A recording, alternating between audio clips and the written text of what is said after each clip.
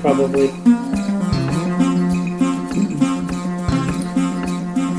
Okay, would you like to start? So,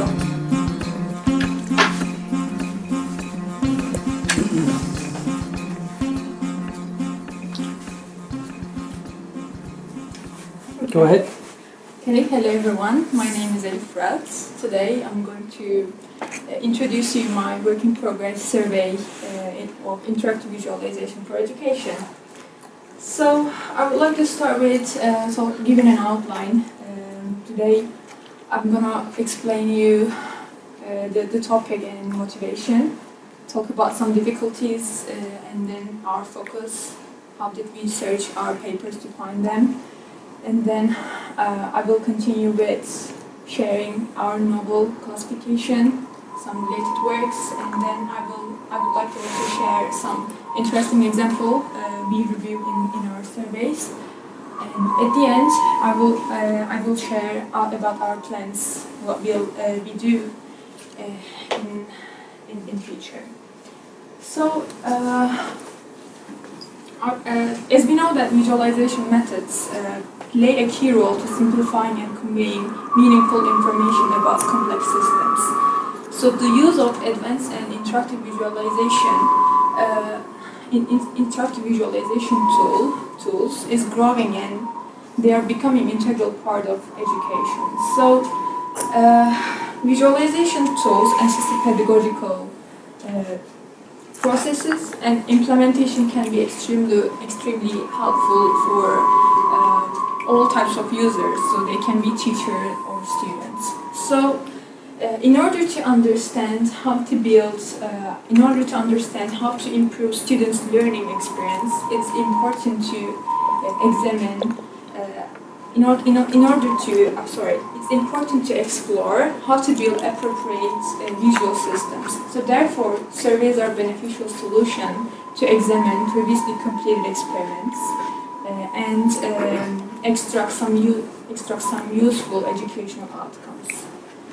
So, if we talk about challenge, so we review interactive visualization paper in the survey,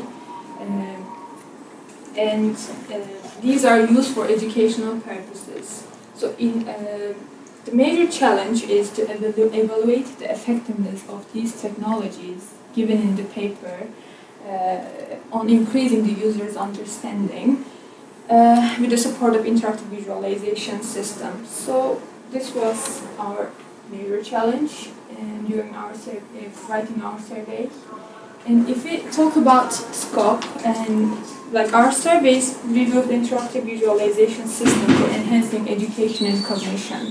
So we choose papers, we choose works that focus on teaching or understanding of a material in the classroom or web-based, distance education environments with the help of special visualization systems. So we also examine the work. We also examine how the papers study the effects of visualization techniques to educate trainers. So if we look for search methodology, so how did we find our papers to review in our survey? So we had some keywords. These are education, classroom, learning and understanding, and interpretation. So where did we use these keywords to find our papers? Of course, our first step was browsing the IEEE with conference paper, and then we searched these keywords at IEEE Explore, Google Scholar, Whispered Data, Neurographics education papers, and also Neurographics and ACM digital libraries. So, my favorite part, classification. So we developed a novel classification table for this survey to categorize the paper we choose after our research. So we classify each paper into categories based on target subject fields and evaluation method of the technology given in the paper we choose. So as an evaluation method, we identify three categories. These are classroom, control user study, and case study. As a subject field, we have algorithm cognition, perception, anatomy and medicine, engineering, and so on. So this was our novel classification. So we also searched for other surveys. We found some similar surveys close to our survey topic and our survey, of course. So we found this is the one of them. It presents 10 previous visualization systems in computer science education, like concentrating on projects that have a positive educational impacts. So this study also provides how computing technology influences the improvement of students' understanding in computer science education. So I choose some examples. These examples are examined in this survey. So this can be another point from this paper. So at the beginning, I said I would like to share some interesting examples from the survey in our surveys. This is the one of them. So this software is a web-based education system. It calls book.io. It's a very catchy name. So, and we can see here this paper's contents. This paper provides some content such as book chapter, lecture slides, or like some videos. And this system collocates Notion and their dependencies, the tree, into hierarchical and circular layouts. So, as we can see on the image, we can see the parent concepts. These weak circles are the parent concepts. At the B section, we can see the small child concepts. At C, we can see dependencies are drawn from point to point. And then at the final dependency graph represents learning plan in the learner perspective. But this version is it is captured after zooming in the graph. So it was a very interesting visualization technique we reviewed in our survey. It's another one. This is VisTrail. It's called VisTrail. This VisTrail is developed as a teaching scientific visualization environment. So VisTrail assists research on computational tasks such as data analysis and visualization.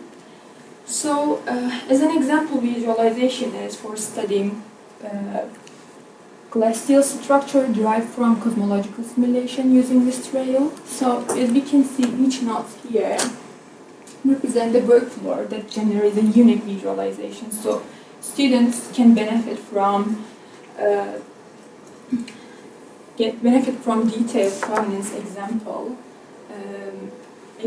to prepare themselves and more easily understanding the visualization tasks required during their courses.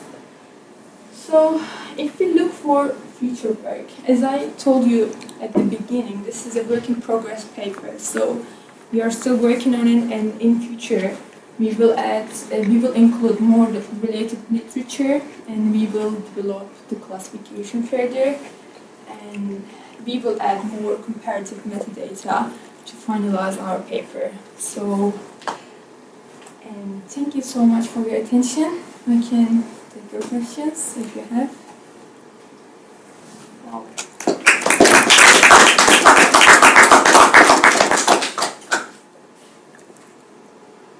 No. Any questions for Elif? Yes, from the presentation. Yeah, sure, you should. So how do you classify whether the application is educational purposes or not? There are a lot of visualization applications such as ParaView, Abizo, and this kind of application. How do you decide if it's educational purposes or not? Okay, first of all, they should use for teaching something, and then we choose, of course, like if it is used for classroom, or if it can be used for teaching something, we can accept it. But You mean it should have some publication about the education? yes, Okay. it should. Otherwise it won't? Because there are some applications like Aviso and Parviews. I saw like many experts using that, but I'm not sure is it like having some publication as educational purposes or not. It must be educational purpose, but if you have Purview, if you don't know anything about how to use it, you can't get any benefit because it must teach you something or it must use for teaching you something. For example, giving the data is a hierarchical structure, so you will be able to understand step by step each step. So that it means that it must be an educational purpose in the software if we want to include it in our survey. Any question? Any other questions? You're a survey guy, Liam. I'm surprised you don't have I don't questions. have, yeah, I don't really have many questions. Yeah, I'm trying to think of any. How did you derive your classification? Okay. First of all, we look for if I show my classification table. So first of all, we choose what is the subject field. I mean, why did we? First of all, we should look for the teaching. Sorry, we need to look for example, this one, anatomy and medicine. So we look for what is the target subject, what is the target students. So this tool we include in this paper, teaching visualizations, teaching, for example, human body by showing it clearly to students. So that's why, first of all, we choose the subject area, and then what the tool used for.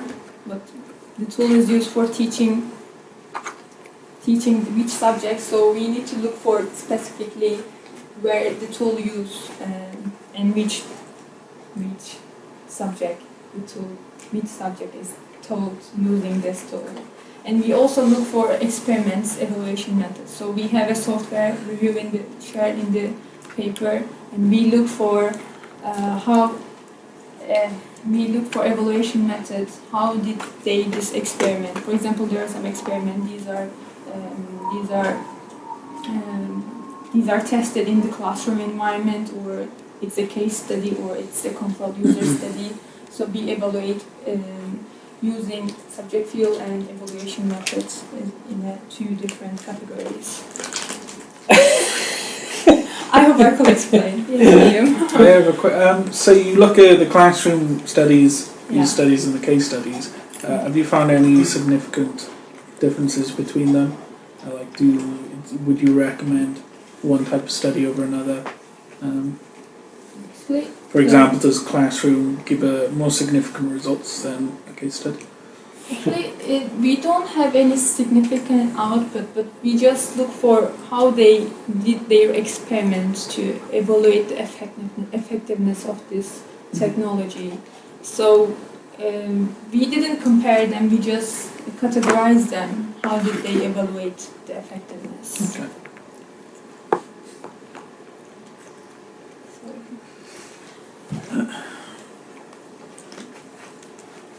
Any other?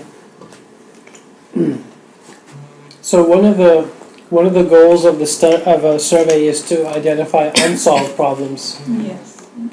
Have you come across any unsolved problems or something like that? Okay.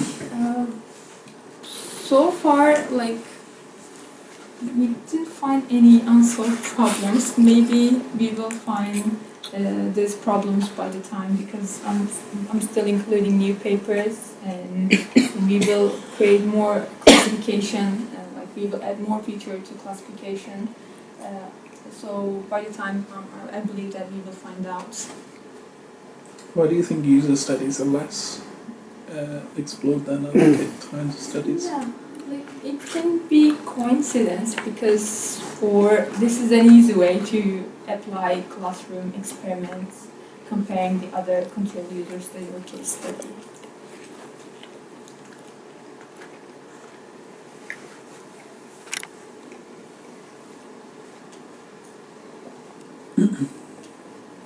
Any other questions? How did you come up with these list of subject categories? Okay, first of all, like we search for papers and we find out the papers and we try to find out what kind of teaching purpose they have. For example, what they're doing. Are they teaching visualization? We should put in this section. And then we look for like what is their novelty in the paper. So we mainly choose our categories based on what they are trying to do, what they are trying to teach, and that's all I can say. Should I go other slides?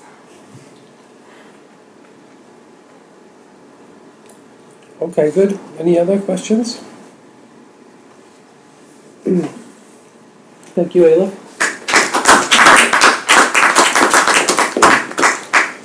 Any comments? I wouldn't unplug. We're not finished yet. Okay. We have comments, some feedback. You're right. Talking, I forgot. And I would recommend everybody bring a pencil and paper, take notes. I have some comments. I can start if you want. Okay, sure. If you go to the title page. Which page? The first page. I don't think that's centered. Oh my god, okay. Like the image? Or as soon as I start reading it, you can see the difference between the title and the rest of the page layout. Okay, I see. I Yeah. can see it from it. Okay, I will consider. Yeah. I will consider it. When you were talking about your search methodology, you missed out the keyword visualization. Okay, you're right. Yeah, you're right. That's a good spot. Which slide is that? Okay, 6.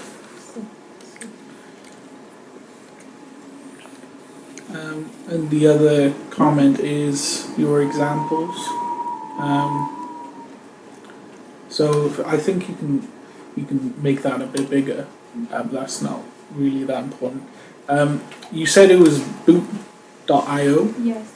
I think you should title it, and you should start by saying the title with the author, because I don't know who made that still. Okay. Because I can see in the figure Citation, the citation, but when you talk about the examples, you're specifically talking about other people's work. So I think the first thing you should do is say whose work it is, because otherwise you might forget. So. I have that same comment. So on these examples, you would include short paper titles. Instead of example 1, it would actually be like a short version of the paper, or the whole version of the paper title, Okay. as opposed to just example 1. Should I go ahead with the other example? Yeah, Like, so I the will same do with this one, list, yeah. So yeah, that's a lot bigger. That's probably like when I tried to make PowerPoints, I try to make the images as big as possible and then work the text around it. So I think in your introduction as well, you have the heart example, but that could be like as big as the slide basically, because you had quite a lot of room.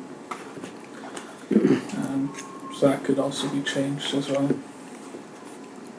Okay. I will. Let's go to slide 4.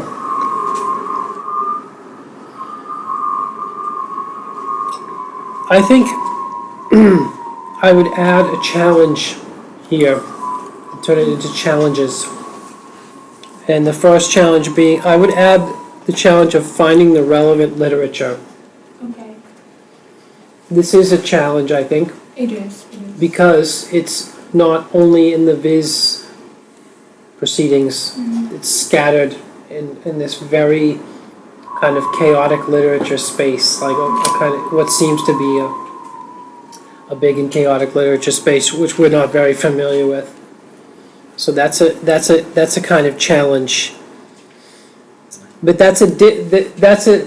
That's a different kind of challenge, so I'm recommending adding that, but it's not the same kind of challenge, if you know what I mean. One is a challenge that's associated with writing the literature survey, and this challenge is associated with the work contained inside the papers themselves.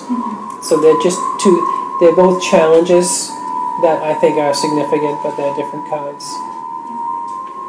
We can include it. Yeah, I think that would be a good thing to add. And slide 6, I would also recommend adding the related work section of individual papers. Okay. You're supposed to search inside the related work section of existing papers that you found for more related. Remember someone told me the scientific phrasing for that, but I can't remember it. Oh, is there a special term for that? Yeah, there was a special term someone sent us with the surveys, and I cannot find it. I've tried to search for it myself. Citation surfing. Citation surfing. I think that was it.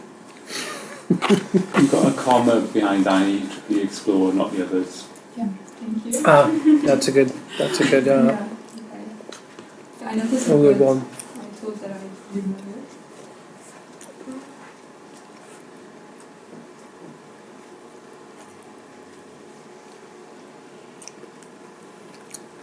Slide 9. If you've gone past 8, you haven't got the titles at the bottom of 8. Mm. Oh, you're right. I added this visible section after that, yeah. So 9? You mean the footer or something? Yes. Oh, yeah, there's got the...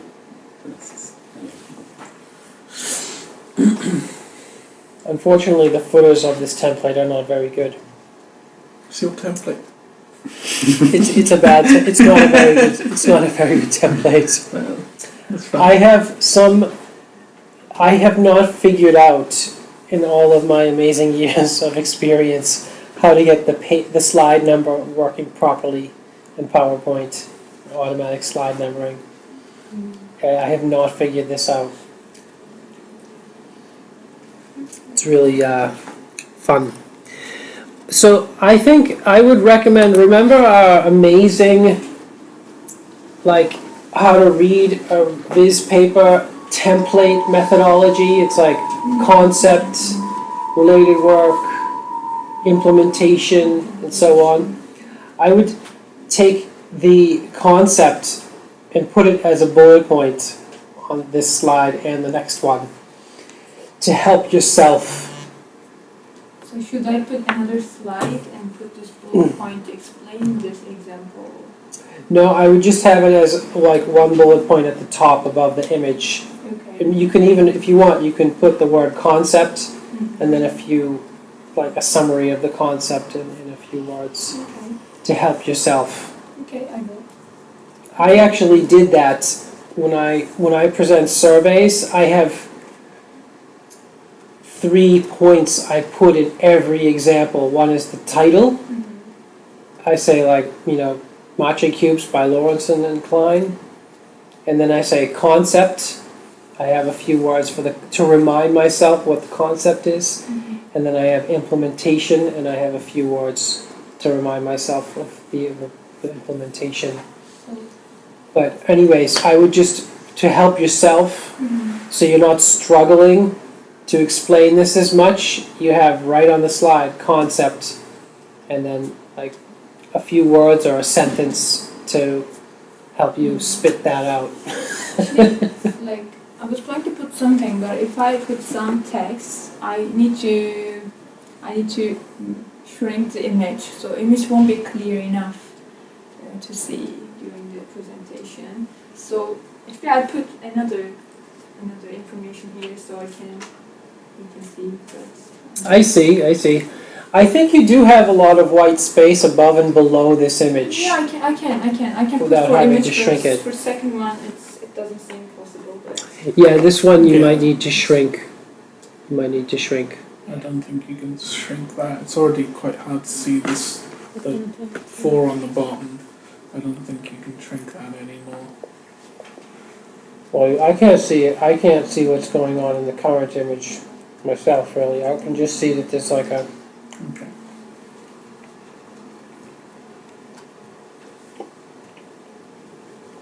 Maybe you remove the caption of the figure and put the information, the concept and this kind of information instead. But I think users should, like audience should see the image to understand what kind of software it is. Like having a clear idea, but I can say, I can remember. Isn't that your job to tell them what's going on? But they should understand clearly because I'm giving an example and I need to share this image. So one solution is 2 slides. Yeah, it's This fine. slide, and then a version that shrinks the image with the concept just before this one. So you can say, here's the concept, click, and then enlarge the image so it's more visible if you want.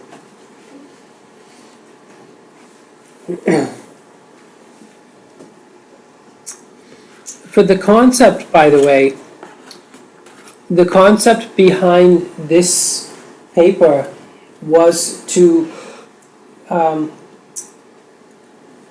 save the history of user interaction with the software, the complete history. So that's the actual concept. That's just so you know that. I'm not sure how well that came across when you were talking about it. Maybe like there are some notes and according to this workflow, like they can create unique visualization that I'll explain here. But yeah, good. By the way, also, I mean, this is based on the VTK, so it's one of those papers that uses the VTK for educational purposes. And like, just the questions about how did you derive your classification, I would recommend the following answer. Yeah. I couldn't explain that. So you could say something like, we started our search using the key terms on slide whatever, our list, a special list of key terms, and we looked for recurring themes. Okay. And the more we did our searching, the more recurring themes emerged. We tried to identify re-emerging recurring themes and then write them down, and those turned into our subject categories. That's the y-axis. The x-axis, the x-axis of the classification, that is trying to classify the evaluation methods used, and that's based on the idea that this is a very special challenge in this kind of literature. How do you evaluate the educational system you're using and demonstrate that it's actually working? Since this is one of the major focuses and one of the major challenges, it makes sense to have it as a dimension in the classification. Yeah, to help the reader get an overview of how are people doing it, how are they trying to show everybody that what they're doing is working. And the question on unsolved problems, you almost never want to say there are no unsolved problems or something like that. So about unsolved problems, if somebody says, you might want to have a slide for this, by the way, because this is a very logical question.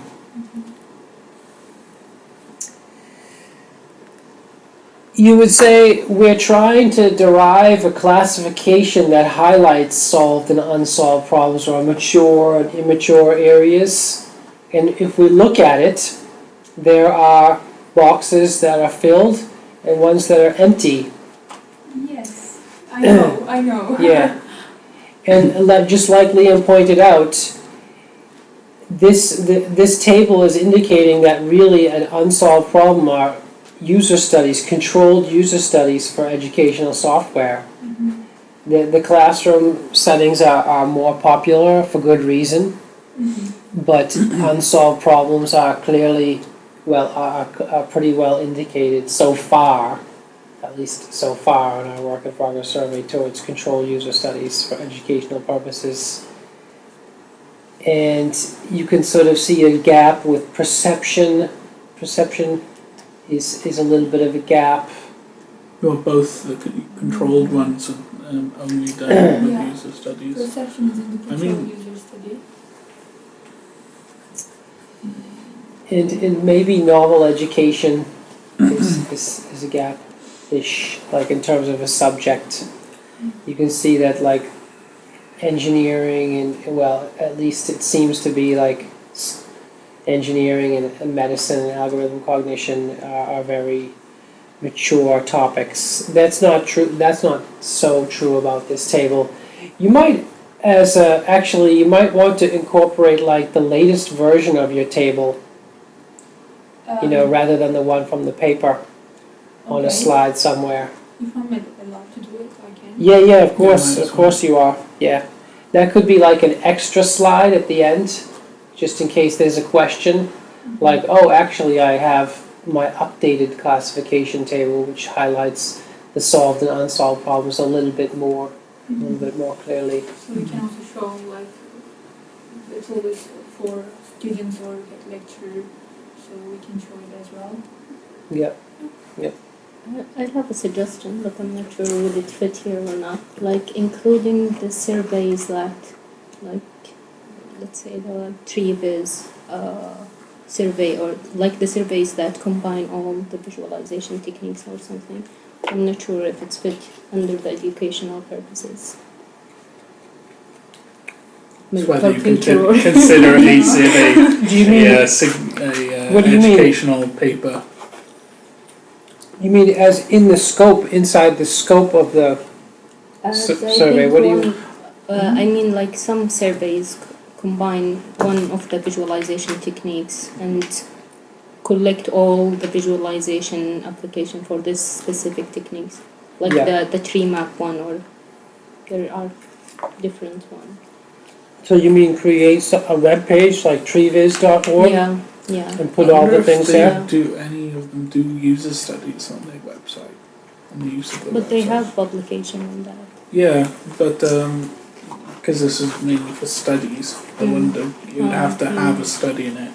But it would be because I don't recall seeing many papers specifically for them. They would normally come with a proper survey, but some of them do have specific papers linked to their website as well. I'm just wondering if that had a user study in it, which would maybe fit, like to see how well people can maneuver through the different paper. We might use surveys.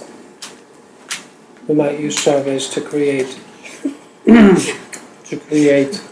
a repository of papers. Who used that? You used it? Did anybody? Someone else? You used it. Still don't know if it's worth it, do we? It's not for the people who make it. It's for people who haven't made it. Yeah. Because when I made mine, I had to manually put in everything. So to me, I already knew everything because it took me so long to do. So it's not. You can't really decide whether it's good based on yourself. You have no idea if anybody looked at it ever, do you? No, I haven't put any Analytics or anything? I think the reviewers liked it. Yeah, The reviewers liked it. Yeah, they do. Especially when I was asking for images, there were a couple of people who were like, nice views and surveys. Although that might be the authors. Fabian Beck. Yeah. my Yes. well, I mean, he definitely did, but Yeah. But it's definitely, like I said, in the paper we're doing now, it's definitely gaining traction. So, How do you know? of the 15 browsers, I think 12 of them were in the last 5 years. Something like that. Okay. So that's, definitely attraction of some sort anyway. Yeah, I think you're right. The reviewers like surveys. I do like it.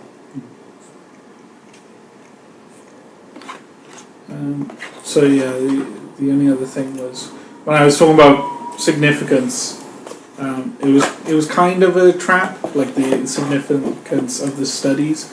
I just wanted to know if you'd say that's going to be future work, but you didn't say that. So always say that's going to be future work, even if it's a lie. It's going to be future work. Yes, even if it's a lie, it's always future work. We're still progressing the survey. Yeah, Exactly. You're in a good position because you say that you're still working on it. So when someone suggests something, you can go, "Oh, I might look into that," even if you're not going to. But I said you like we are still adding more papers. Did I say? I don't know. But you said we're not looking at this specific bit to me. But we just evaluate the papers we reviewed so far, and then this is the outcome. But on your last page, you say you want to look at the metadata behind it, and so that could have been metadata, looking at the significance of the results. Can you just go back to the search methodology slide again? Ah, okay. Eurographics education papers are there. Good.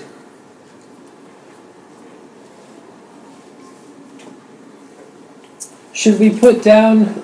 This is like the super anal retentive survey group. the world's most anal retentive literature survey group. Should we put down the information visualization journal? Okay. Yeah. Because that is not part of Eurographics or IEEE Explore, I believe, or ACM Digital Library, is it? It's its own thing, isn't it? I think so. It is its own thing, because we missed 2 survey papers in there. Did you tell them that? Yeah, I did. I'm still not. I don't believe it. I don't believe it until I see them in my own. I was going to send them to you. So Well, just not read We the just- emails. We just didn't put it in there. Yeah. We did. It's not in the we have search so many methodology. survey papers that we put in, or that we didn't put in, but we read. And like whenever I'm writing a paper, I'm always like, "Oh, it's the one that I didn't put in the surveys that I need to cite," because we didn't focus on anything to do with geospatial or cybers. So So I wasn't sure about adding SOS paper. yeah, you should add the SOS there, citation. Yeah, Should they? it's not so bad actually. I already cited in the paper, but I wasn't sure Cite about in it the- here. Cite in the presentation as well. Do you use Google Scholar? It's there. Oh, sorry. What was the other one? BizPub. It's probably there. Yep, it's there. Yep. Oh yeah. Okay.